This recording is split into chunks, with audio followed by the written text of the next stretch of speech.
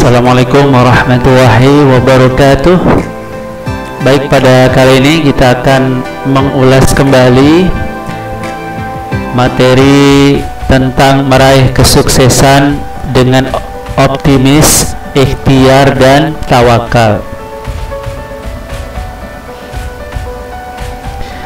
Pada kemal berikut ada 3. Yang pertama adalah semangat, optimis. Yang kedua adalah orang yang ikhtiar, bagaimana berusaha. Yang ketiga orang juga yang ikhtiar dan tawakal setelah melakukan kegiatan usaha atau ikhtiar.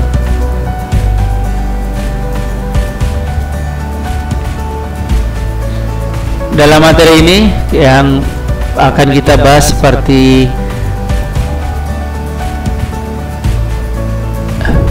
yang ada di skema ini, ada membaca ayat Al-Quran tentang optimis, ikhtiar, dan tawakal. Itu sudah juga pernah diurai secara khusus per ayat. Kemudian yang kedua, memahami bacaan tafkim dan tarkik, itu sudah juga kita bahas. Kemudian arti mufradat juga sudah kita bahas. Selanjutnya, bagaimana kita mengamalkan lagi, memperdalam apa sebenarnya optimis, ikhtiar, dan tawakal, yang pada akhirnya akan membentuk pribadi yang mulia, yang mencintai Al-Quran, kepribadiannya kuat, keras dalam bekerja keras, berusaha dengan semangat yang tinggi,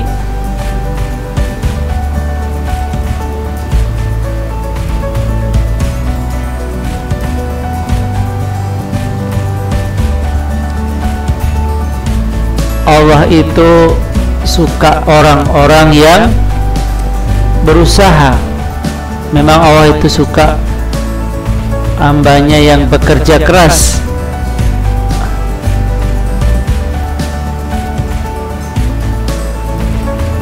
Kita lihat dalam surat Az-Zumar,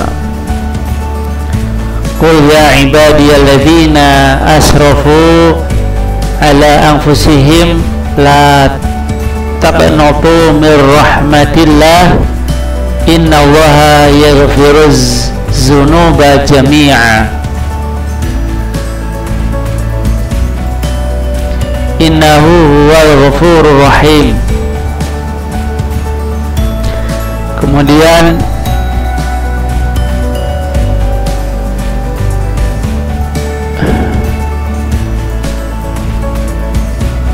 surat An-Najm ayat 39 sampai 42.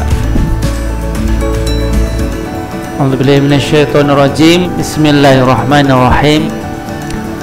Wa alaysa lil insani illa ma sa'a wa anna sayahu sawfa yura thumma yujzahu jazaa al-awfa wa anna ila rabbikal muntaha.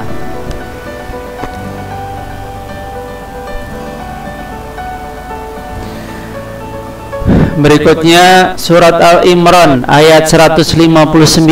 Fabima rahmatin minallahi lintalahum walau kunta fazzan ghalizal qalbi lanfaddu min hawlik fa'fu anhum wastaghfir lahum wasyawirhum fil amr fa idza azamta fatawakkal 'ala Allah innallaha yuhibbul mutawakkilin.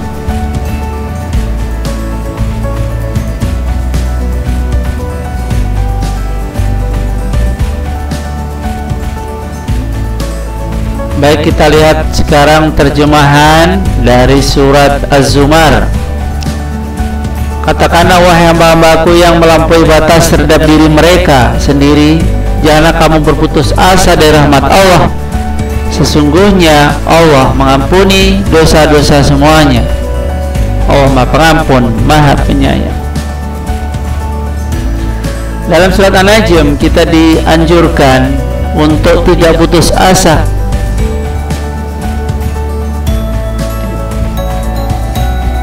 dianjurkan untuk selalu memohon ampunan, karena Allah itu akan mengampuni dosa-dosa, karena Allah itu Maha Pengampun untuk hamba-hambanya.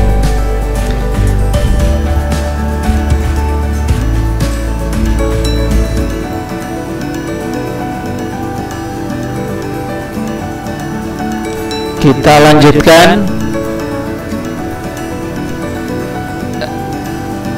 terjemahan surat An-Najm. Tadi Az-Zumar, sekarang An-Najm 39 sampai 42.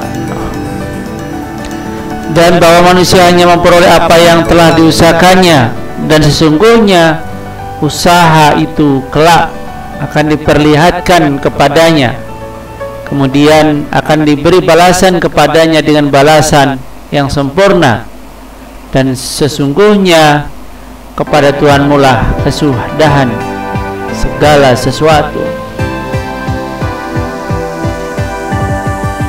Dari ayat ini Allah menginginkan agar manusia itu paham apa yang ia diperoleh adalah dari hasil usaha, bukan hanya berleha-leha. Tapi ketika seseorang berusaha, maka dia akan mendapatkan sesuai dengan usahanya. Terjemahan yang ketiga, surat Ali Imran 159. Maka berkat rahmat Allah engkau Muhammad berlaku lemah lembut terhadap mereka. Sekiranya engkau bersikap keras dan berhati kasar, tentunya mereka menjauhkan diri dari sekitarmu. Karena itu maafkanlah mereka dan mohon ampunlah untuk mereka, dan bermusyawarahlah dengan mereka yang dalam urusan itu. Kemudian apabila engkau telah membulatkan tekad, maka bertakwalah atau bertawakallah kepada Allah. Sungguh Allah mencintai orang-orang yang bertawakal.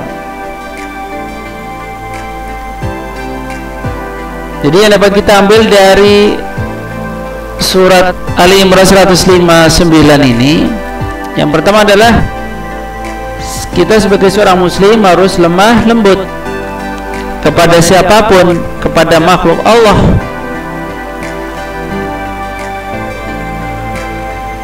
Karena hanya dengan lemah lembut orang akan menerima dengan baik. Sebaliknya ketika kita kasar, maka orang-orang akan menjauh. Doa-doa pun akan menjauh ketika kita sombong, kasar.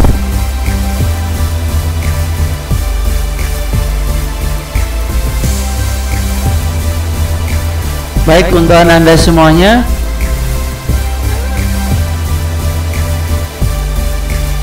dalam ayat yang lain seperti surah Yusuf, Allah menyatakan wala tayasu mir ruhillah innahu la yayasu mir ruhillah illa qaumul kafirun. Dan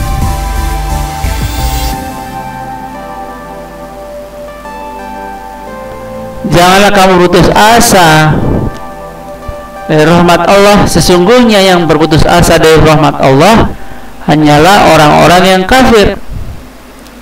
Di sini jelas bahwa ketika seseorang putus asa, maka dia termasuk orang-orang yang kafir, orang-orang yang tidak berpengharapan.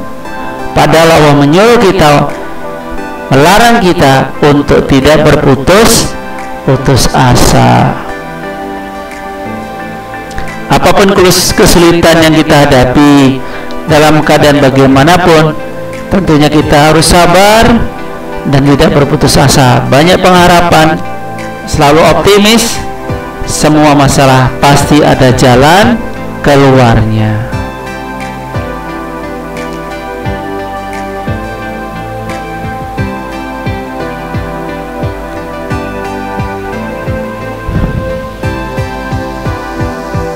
Baik Ananda, untuk pertemuan ini kita cukup sampai di sini. Nanti ada pertanyaan seperti yang ada sesuai dengan materi. Yang pertama pertanyaannya adalah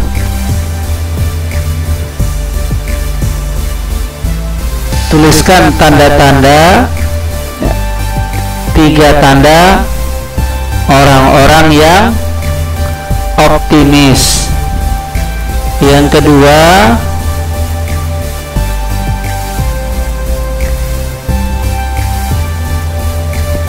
tuliskan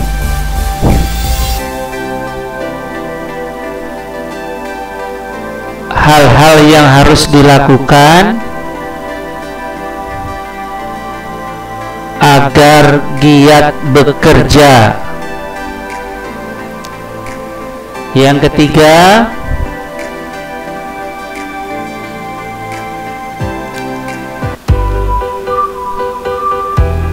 jelaskan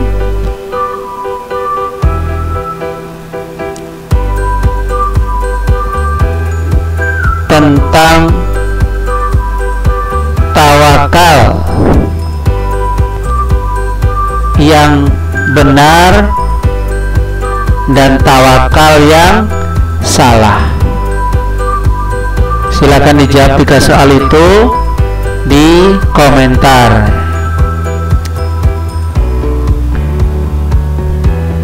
Assalamualaikum warahmatullahi wabarakatuh.